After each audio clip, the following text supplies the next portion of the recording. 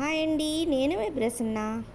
శ్రీరాముడికి ఎంతో ఇష్టమైన నవమి నాడు మనం ప్రసాదంగా పెట్టే పానకము, వడపప్పు ఇంకా చలిమిడి. ముందుగా బెల్లం తీసుకుని బాగా మెత్తగా నలిపి పక్కన పెట్టుకోండి.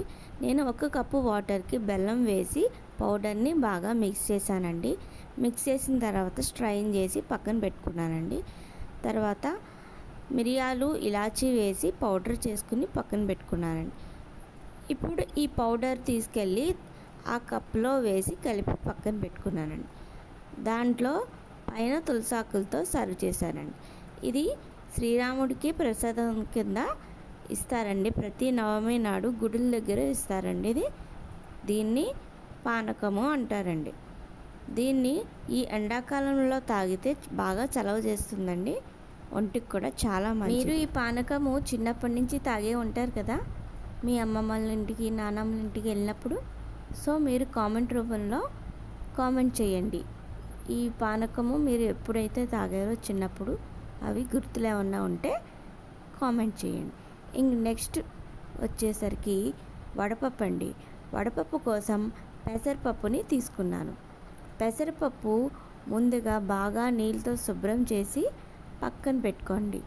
అది 2-3 గంటలు నానిన తర్వాత వడపప్పుని ఇలాగా గిన్నెలో వేసుకుని దాంట్లో బెల్లం కలుపుకొని పక్కన పెట్టుకోండి.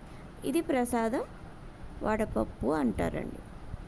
దీన్ని శ్రీరాముడికి శ్రీరామనవమి నాడు పెడతారండి, పానకము, వడపప్పు.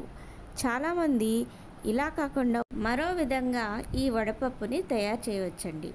తీపి, కారము, ఉప్పు అన్నీ కలిసేలాగా వడపప్పు సిద్ధం చేసుకుందామండి. అది ఎలాగంటే, ఒక ప్లేట్లో నానిన వడపప్పుని వేసుకుందాము. దాంట్లో కొబ్బరి తురుము, మామిడి ముక్కలు, ఇంకా ఎండుమిరపకాయ ఫ్లేక్స్ అండి, అంటే ముక్కల కింద కట్ చేసుకొని వేసుకోవాలండి. దీంట్లో 1 స్పూను బెల్లం, సొంటి కావాలంటే యాడ్ చేసుకోండి, అది ఆప్షనల్, మీ ఇష్టం అండి. అన్నీ వేసి బాగా కలిపి మిక్స్ చేసి పెట్టుకోండి.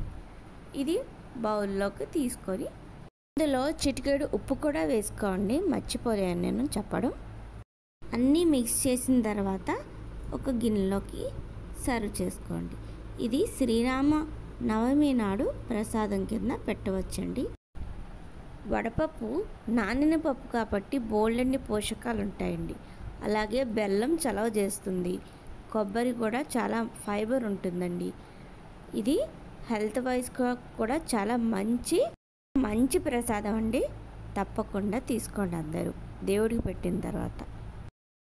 ఈ వీడియోని ఫాలో అవుతూ మీరు మీ ఇంట్లో ఈ ప్రసాదం చేయండి.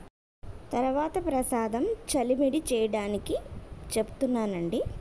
బియ్యాన్ని తీసుకుని బాగా శుభ్రంగా కడిగి దాన్ని పొడి బట్ట మీద ఆరబెట్టండి. ఆరిన తర్వాత ఫ్యాన్ గాలికేయండి. ఆరబెట్టిన తర్వాత దాన్ని మిక్సీలో వేసి పొడి చేయండి. దాన్ని ఉండలు లేకుండా బాగా మెదిపి జల్లించి పెట్టుకోండి. లేదు మీ దగ్గర బియ్యం పిండి ఉందంటే దాంతో కూడా చేసుకోవచ్చు. ఇలా చేసిన దానికి అలా చేసిన దానికి చాలా తేడా ఉంటుందండి. ఇలా ట్రై చేసి చేయండి, బాగుంటుందండి. బియ్యం పిండిలో కొంచెం బెల్లం తురుము వేసి బాగా కలపండి. దాంట్లో ఒక 2 స్పూన్లు నెయ్యి వేసి కలుపుకోండి. మీకు ఉండ అవ్వడానికి 2-3 స్పూన్లు నీళ్లు వేసి కూడా కలిపితే ఉండలా అవుతుందండి. చలిమిడి చేసినప్పుడు ఎక్కువ నీళ్లు వేసిస్తే పలచగా అయిపోతుందండి. సో చూసుకుని వాటర్ వేసి ముద్దలా అయ్యేలాగా కలుపుకోండి. మీకు లేదు పలచగా కావాలంటే కొంచెం నీళ్ళు ఎక్కువ వేసి కలపండి. అది బాగా నలిపితే బెల్లం ముక్కలు ఎక్కడన్నా ఉంటే కూడా నలిపేసేయండి, మెత్తగా అయిపోవాలండి. అప్పుడే చలివిడి బాగుంటుంది. నెయ్యి వేసాం కదా, టేస్ట్ కూడా బాగుంటుందండి. ఇది దేవుడికి ప్రసాదం కింద శ్రీరామనవమి నాడు నివేదించండి. పానకము, వడపప్పు ఇంకా చలిమిడి అంటే దేవుడికి చాలా ప్రీతికరమైనది, ఇష్టమైందండి. నవమి నాడు తప్పకుండా నివేదించండి. నేను దీంట్లో చిటికెడు ఇలాచీ పౌడర్ కూడా వేశాను. మీకు నచ్చితే యాడ్ చేసుకోండి. రాములవారి ప్రసాదం అన్నీ సిద్ధమైనవి. ఈ వీడియో మీకు నచ్చినట్లయితే లైక్ చేయండి, షేర్ చేయండి, కామెంట్ చేయండి, ఇంకా సబ్స్క్రైబ్ చేయండి మరిన్ని వీడియోస్ చూడడానికి. రాముల వారి ఆశీర్వాదాలు మీ అందరికీ ఉండాలని కోరుకుంటూ జై శ్రీరామ్. మీ అందరికీ శ్రీరామనవమి శుభాకాంక్షలు.